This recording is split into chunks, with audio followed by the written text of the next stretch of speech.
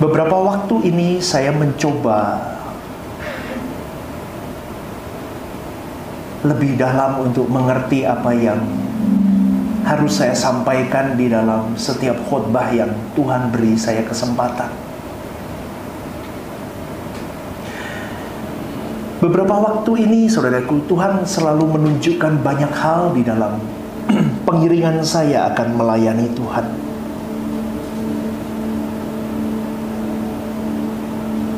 Melayani Tuhan itu bukanlah sesuatu yang simple dan mudah, saudaraku. Melayani Tuhan itu harus diawali dengan start yang betul. Kalau startingmu salah, maka semuanya akan salah. Puji Tuhan kalau di tengah jalanmu yang salah itu, Tuhan hajar dirimu dan engkau kembali ke jalan yang benar. Itu seperti yang saya alami.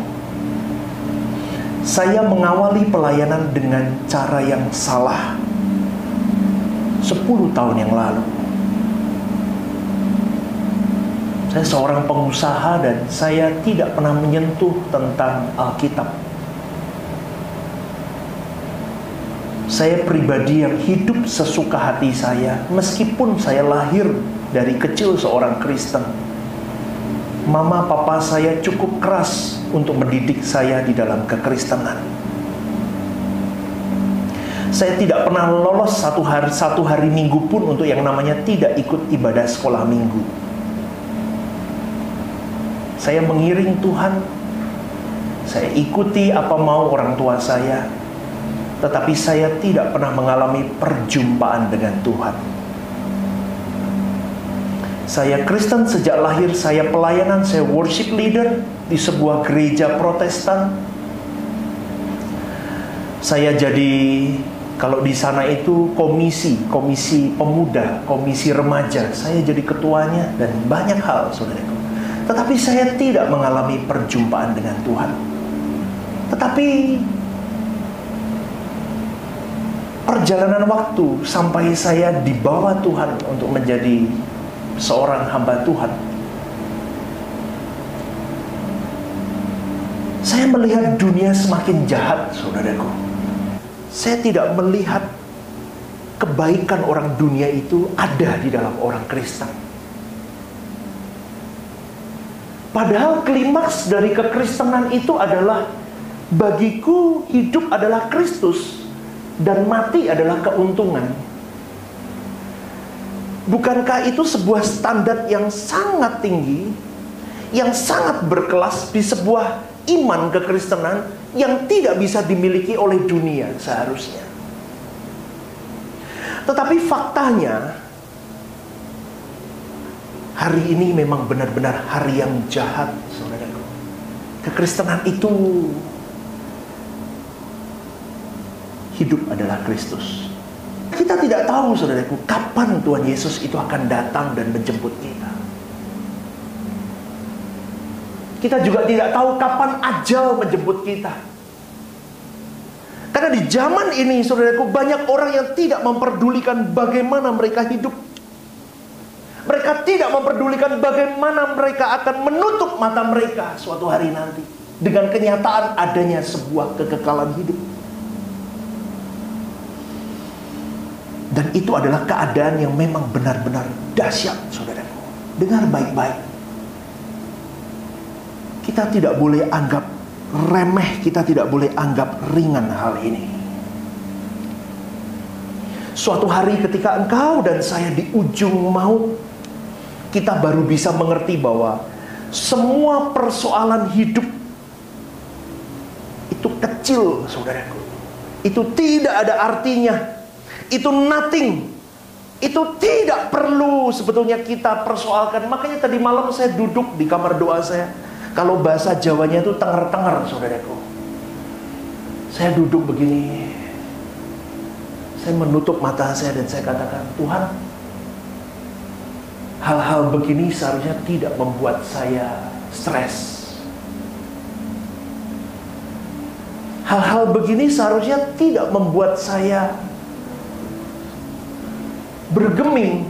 Kalau saya masih bergeming, saya meleset, saudaraku, berarti saya masih ada satu poin di mana berarti aku belum utuh. Di situ saya minta maaf sama Tuhan. Tadi malam jam 10:30 malam, saudaraku, saya duduk begitu. Saya peluk istri saya. Kita punya Tuhan.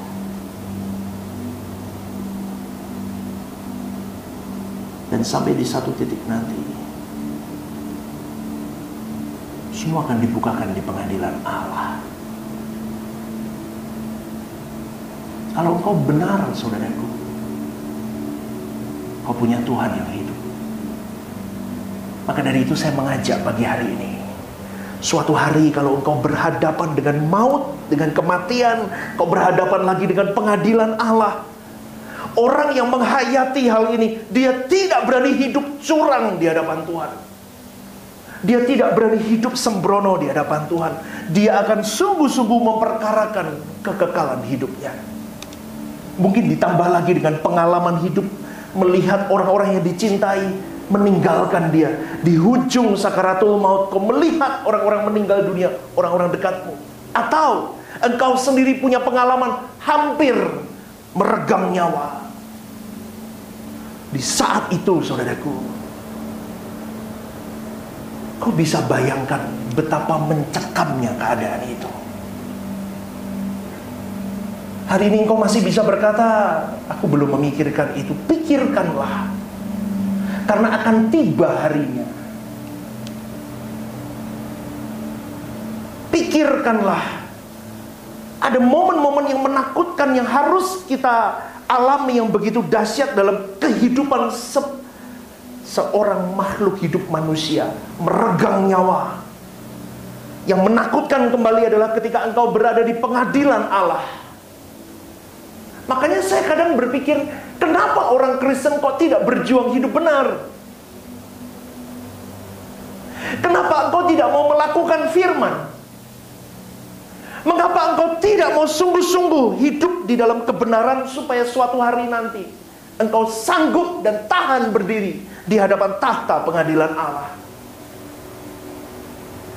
Karena semua rinci detail kehidupanmu dan kehidupanku akan diperhitungkan Tuhan. Jadi saya tadi awali dengan kalimat, di awal saya melayani, saya mengawali dengan konsep yang salah. Dan saya bersyukur di hadapan Tuhan, hari ini saya masuk di relnya Tuhan. Tetapi lebih bersyukur lagi orang yang jauh-jauh hari sudah mulai panik di dalam hidupnya. Dia mempersiapkan diri dengan keadaan-keadaan yang pasti akan terjadi. Dia berusaha hidup benar. Dia berusaha hidup tidak bercacat, tidak bercelah. Dia sungguh memperhitungkan setiap kalimat yang keluar dari mulutnya.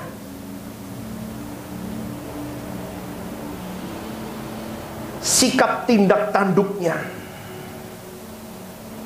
Karena saudaraku, kata kudus atau kados, suci itu seharusnya bukan sesuatu yang asing bagi orang Kristen. Kata kudus itu seharusnya bukan sesuatu yang jauh juga bagi kita. Atau kata kudus itu seharusnya tidak boleh dipandang terlalu sakral dan itu tidak bisa terjamah oleh kita.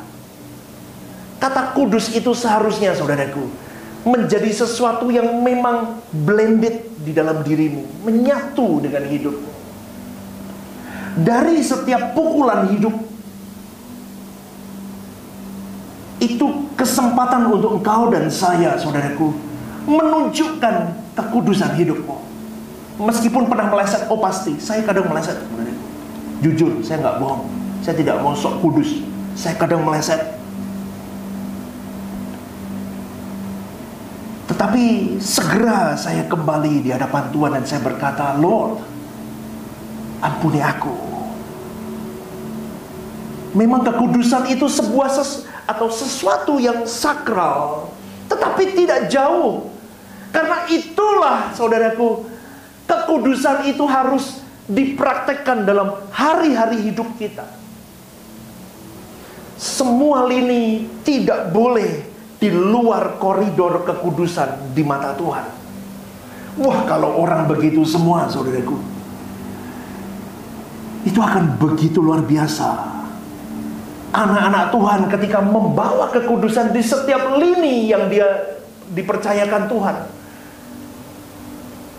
wah, luar biasa. Dia menjaga hidup kudusnya, dia melepaskan ikatan-ikatan di dalam hidupnya. Dia melepaskan kesenangan-kesenangan dunia.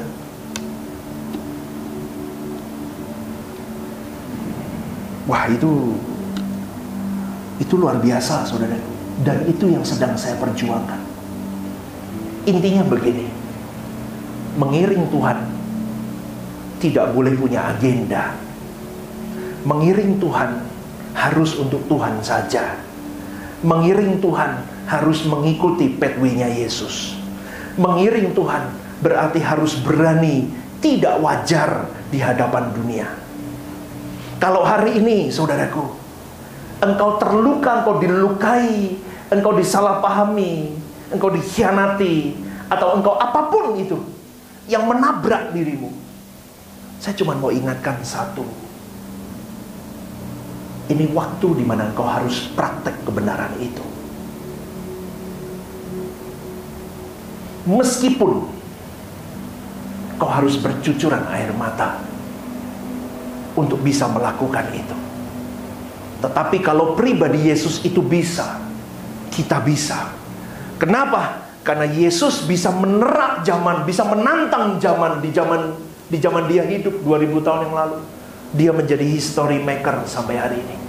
Kau dan saya harus menjadi orang Kristen yang bisa menantang zaman. Dan kau harus bisa menjadi history maker di mana Tuhan letakkan dirimu. Amin, saudaraku. Berikan tepuk tangan ya.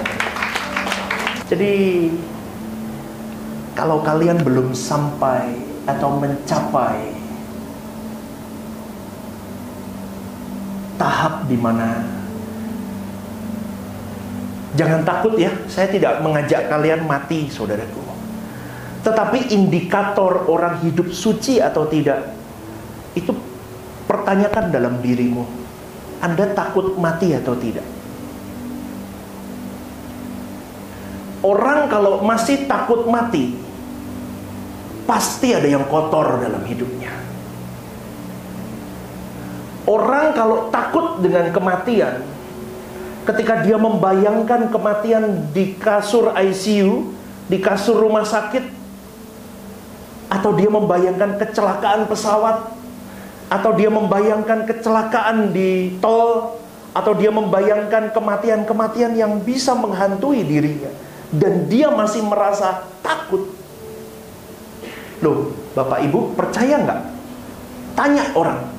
Banyak orang hebat di dunia, tapi takut dengan kematian. Nggak percaya? Tanya teman dekat-dekatmu. Wedi mati dah. Pasti banyak orang jawab, aku wedi mati. Semakin kotor orang itu, semakin takut dia dengan kematian. Semakin dia berjuang hidup suci, semakin dia berani melangkahkan kaki. Kalau orang dunia berkata, dunia orang mati adalah sebuah dunia yang tidak terselami, orang jelas, tidak tahu, masih remang-remang. Itu kan katanya, betul gak? Bahkan penafsiran pun orang dunia bisa berkata, itu kan kata pendeta itu, kata Pastor Stephen. Kan yang tahu, remang-remang. Dan banyak orang, saudaraku, ketakutan menghadapi hari H kematian. Dan tidak banyak gereja mempersiapkan jemaatnya masuk ke gerbang kematian. Itu yang satu hal lagi yang membuat saya sedih, saudaraku. Karena gereja itu adalah tempat yang harus mempersiapkan mempelai-mempelai Kristus menyambut kedatangan Tuhan. Kedatangan Tuhan itu bisa hari akhir dia datang, atau kita meninggal, dijemput oleh dia di awan-awan. Betul nggak saudaraku? Betul nggak? Kan seharusnya kita mempersiapkan itu. Tetapi dunia memang semakin jahat, di-create banyak orang yang hanya untuk mempersiapkan dirinya bagaimana menghadapi 5 tahun ke depan bisnismu, 10 tahun ke depan bagaimana anak-anakmu, 7 tahun ke depan bagaimana dengan kesehatanmu, 15 tahun ke depan bagaimana dengan gerejamu. Saya dulu di situ, saudaraku. Hari ini saya tidak di situ. Saya bukan berarti anti manajemen. Saya suka manajerial. Tetapi ini urusannya sama Tuhan. Kalau kau mengutamakan manajemen ketimbang duduk dekat kaki Tuhan, tidak jalan. Itu harus berimbang. Tidak ada manajemen juga tidak baik. Betul nggak saudaraku? Harus berimbang. Kematian itu sangat dekat dengan kau dan saya. Tetapi tidak berlebihan seharusnya.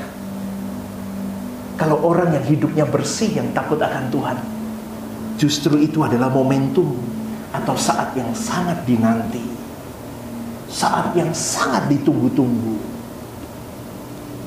Jadi sekarang kalau Anda bertanya kepada saya, "Pastor, takut gak mati?" Enggak. Cara matinya bebas. Dulu kan saya ngatur Tuhan, nek mau di mimbar Tuhan gledbak begitu kan, keren. Tapi enggak sekarang. Matimu mau gimana?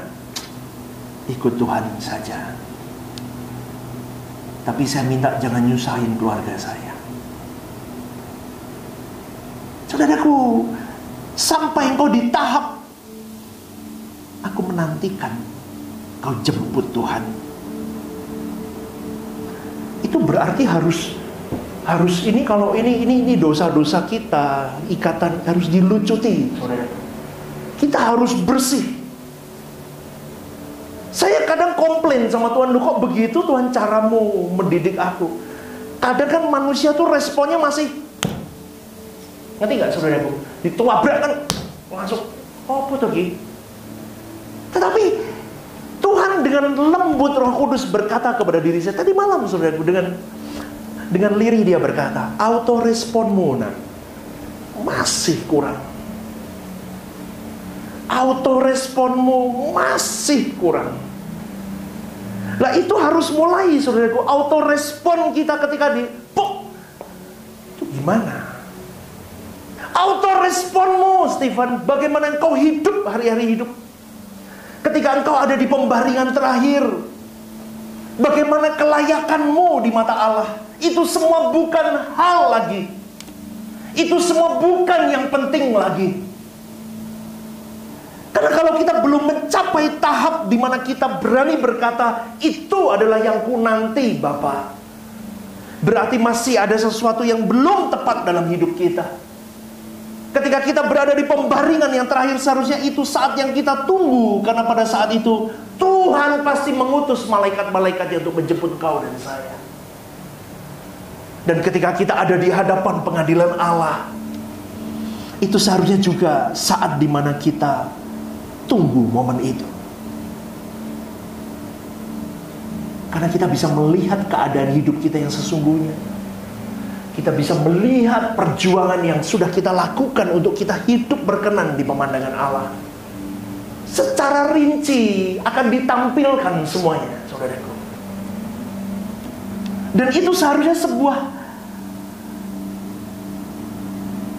hari yang membuat engkau dan saya bersorak kegirangan, karena engkau bisa melihat.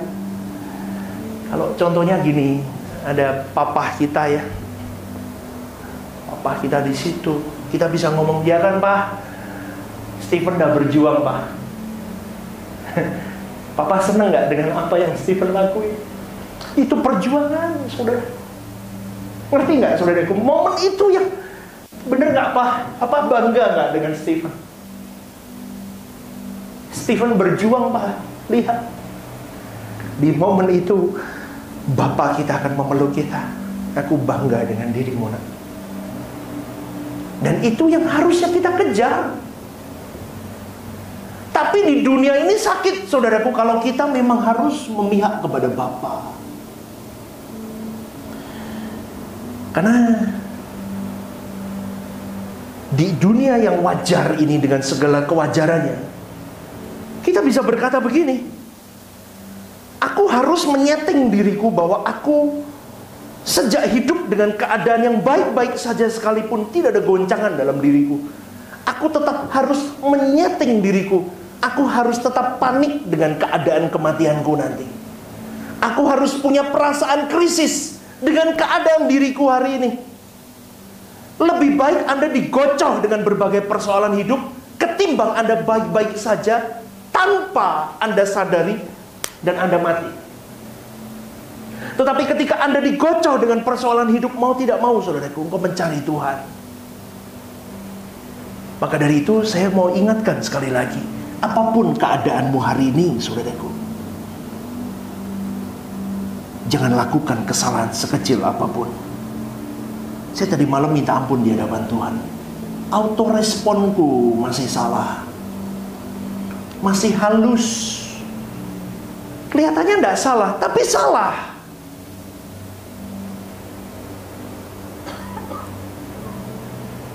Betul, saudaraku. Kadang orang-orang yang memfitnah Anda dan berkata ini dan itu tentang diri Anda, itu seharusnya autoresponmu bagaimana? Maka dari itu, semua itu bisa betul, bisa tidak meleset kalau kau punya kegentaran yang benar dan tulus kepada Allah. Sehingga setiap hari kita bisa berkaca. Kita berkaca tentang diri kita. Kaca kita harus bening. Kaca kita adalah Yesus itu sendiri, bukan kaca yang berkabut. Kita harus melihat wajah kita sudah elok belum di pemandangan Tuhan. Benar, saudaraku, orang itu ya. Makanya saya selalu ngomong apa? Pendeta itu adalah orang yang nomor satu digantolin batu kilangan kalau dia nggak bisa hidupin apa yang dia khotbahkan. Matius 7, 21, 23 itu buat pendeta. Makanya saya selalu berkata apa dalam diri saya? Saya bisa berkhotbah, tetapi melakukannya itu pun harus benar-benar saya punya perasaan krisis. Sudahkah aku melakukan itu atau belum? Jujur kepada diri kita. Hari ini engkau dan saya, saudaraku, di dalam Rehoboth Semarang ini, engkau belajar kebenaran yang begitu murni. Ya, oke. Tetapi prakteknya sudahkah kau lakukan atau belum? Apakah yang kita lakukan itu bisa membahagiakan dia atau hanya membahagiakan kita sesaat? Renungkan ini, saudaraku. Kalau sampai dunia menampik engkau, menabrak dirimu, ada ketidakadilan di dalam dirimu, bukankah selalu kita belajar di tempat ini, Tuhan kebahagiaanku? Dunia tidak berpihak kepada kita, orang-orang di sekitar kita tidak berpihak kepada kita. Bukankah kita selalu berkata, Tuhan kebahagiaanku? Jadi keadaan di luar diriku tidak boleh mempengaruhi keadaanku bersama dengan Tuhanku. Amin, saudaraku. Amin, saudaraku. Kita berjuang di situ. Dan kalau Tuhan menjadi satu-satunya kebahagiaan kita, maka Tuhan akan membuka mata pengertian kita untuk kita lebih untuk kita supaya lebih mengerti bagaimana kita membahagiakan perasaan Tuhan. Membahagiakan perasaan Tuhan itu, Tuhan akan mengubahkan begini, saudaraku. Bagaimana kita diajar untuk berpikir seperti Dia berpikir. Sampai di satu titik begini, tidak ada yang saya pikirkan yang bukan Allah pikirkan juga. Berarti kalau begitu, sakit hati, luka hati, harga dirimu tidak dipikirkan lagi. Karena urusannya hanya untuk Tuhan. Tidak ada lagi proyek-proyek di dalam hidupku selain pekerjaan Tuhan yang harus aku selesaikan. Seperti tadi waktu doa bersama pagi hari, saya selalu ngomong begini, saudaraku. Benderamu tidak boleh naik. Di dalam hidupmu tidak boleh ada bendera naik selain benderanya Tuhan. Loh, tetapi pastor, bukankah saya harus bekerja mengurus rumah tangga ini? Yes, lakukan semuanya, tetapi untuk menyenangkan Tuhan. Bagaimana engkau bisa menjalani hari-hari hidup, bagaimana engkau bisa melakukan semuanya yang terbaik, tetapi untuk Tuhan. Jadikan semua kesibukanmu, jadikan semua hal yang menjadi rutinitas hidupmu, itu menjadi kesukaan hati Tuhan. Dan itu tidak banyak orang sampai di titik itu. Coba ini berapa orang yang hadir di sini, semua mulai punya konsep bahwa apapun yang kulakukan semua untuk kesukaan hati Tuhan. Wah, hebat saudaraku. Hebat. Hebat. Kita harus punya konsep seperti yang firman Tuhan katakan dalam 1 Korintus 10:31. Baik kau makan atau minum, atau melakukan sesuatu yang lain, lakukanlah semuanya untuk kemuliaan Allah. Amin, saudaraku. Lakukan semua untuk kemuliaan Allah. Kalau kau sudah lakukan bagianmu yang terbaik, tetapi engkau disalahpahami, engkau dikhianati, engkau dibuang sekalipun, saya cuma mau berkata begini. Filipi 1:21. Bagiku hidup adalah Kristus, dan mati adalah keuntungan. Bagaimana aku bisa benar-benar hidupku adalah Kristus kalau aku masih mengenakan perasaanku, sakit hatiku, kepentinganku, agendaku? Nggak bisa. Dan di titik itu kalau aku masih mengenakan diriku, maka mati bukanlah keuntungan, tetapi mati adalah sesuatu yang sangat menakutkan. Tetapi ketika aku bisa berkata, dirimu bisa berkata, dunia mau buat apapun atas diriku, aku tetap pandang Yesus, ikut apa yang menjadi kehendak Bapanya. Sama, aku pun juga mau ikut seperti Dia, ikuti Yesus. Aku tidak mau melihat kiri dan kanan, fokus kepada Dia. Dan aku mau mengiring sampai ke langit baru, bumi baru. Artinya apa? Ampuni saja. Selesaikan saja. Diam, jalan, go ahead. Fokusnya ke sana, bukan ke sakit hati, bukan ke kepentinganku, bukan ini dan itu. Fokusku ke Dia, ke Allah Bapa. Maka berjuanglah saudaraku. Maka ketika kita bisa mengerti kebenaran ini, kau persiapkan hatimu baik-baik, dirimu baik-baik. Ya, maka hidupmu akan jadi sangat indah. Kau jadi simfoni indah milik Bapa. Kita selalu memikirkan apa yang Allah pikirkan. Tidak wajar saudaraku. Nanti saya ibadah 2 saya akan ajarkan sesuatu yang saya beri tema normal is not enough. Anda akan memikirkan apa yang Allah pikirkan. Kalau dulu Anda memikirkan jam harus merek tertentu, kalau nggak merek itu nggak mau pakai. Baju merek tertentu, mobil harus keluaran terbaru, 5 tahun buang ganti, harus handphone baru semua, pernak-pernik hidup, rumah harus di kawasan atas, kalau di bawah nggak mau, harus berkelas ini. Saya kasih tahu saudaraku, kalau jiwamu masih bisa disukakan dengan itu semua, nggak akan siap mati kalian. Nggak percaya? Coba Anda punya rumah gedong dengan hati yang tertambat dengan itu. Perusahaanku harus masuk 1 bulan harus berapa M. Terus nggak salah, tetapi kalau kau tambatkan itu, percaya omongan saya, Anda mau mati takut saudaraku.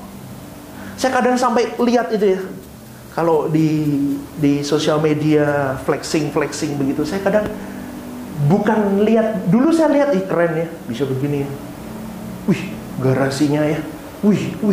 Sekarang saya lihat mereka saudaraku, kasihan. Saya ngomong sama istri, ini orang mati nggak siap. Coba, ini simpel aja saudaraku. Engkau dan saya harus mulai melepaskan itu. Asal ada makan, pakaian cukup, artinya begini. Bukan tidak boleh kamu punya mobil bagus, boleh. Tapi kegunaannya apa? Fungsinya itu apa? Kalau cuma untuk orang menghormati dan kau beli mobil itu, meleset, saudaraku. Handphone ini masih bisa pakai dulu. Kenapa harus beli? Kalau harus untuk mengikuti terbaru, meleset. Ini baju udah 7 tahun misalnya, 8 tahun atau 7 tahun. Ini ada kenangan saya kembar sama papa saya. Nek terlalu ini 8 tahun ini, saudara. Tapi bisa dipakai, ya sudah. Belajar begitu, saudaraku. Selesaikan dirimu. Supaya kita bisa mengiring Tuhan sampai kepada kematian kita.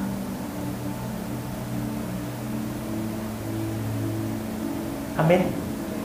Yang perempuan-perempuan ya, kaum Hawa, tidak apa-apa pakai mahal, pastor 5 juta sekali foundationnya apa.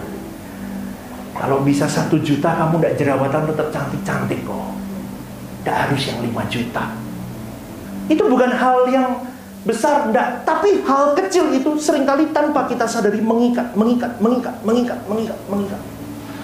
Dan nanti di titik sakaratul maut, kau tidak bisa lepaskan itu.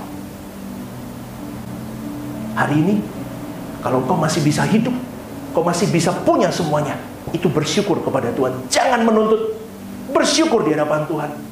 Fokus saja bagaimana aku mempersiapkan hari hidupku menjejaki kematianku. Dan kau harus mewariskan sesuatu yang baik kepada anak-anakmu. Kau punya dunia ini, kau punya pabrik besar, kau punya mobil mewah, kau punya deposito banyak, kau dihormati orang, anakmu hilang, buat apa, saudaraku? Tapi hari ini kau mungkin tidak punya apa-apa, biasa saja hidup. Bersyukur dengan apa yang sudah Tuhan beri. Rumah aja masih ngontrak mungkin, tidak apa-apa. Tapi anakmu dimenangkan Tuhan, hidupmu dimenangkan Tuhan, itu lebih dari cukup, saudaraku. Amin. Siapa yang mau berjuang mempersiapkan dirimu masuk di dalam hidup yang akan datang? Angkat tanganmu, katakan kepada Tuhan, aku mau sungguh-sungguh Tuhan. Yuk bangkit berdiri, angkat tanganmu, katakan, Bapa, ini aku mau sungguh-sungguh.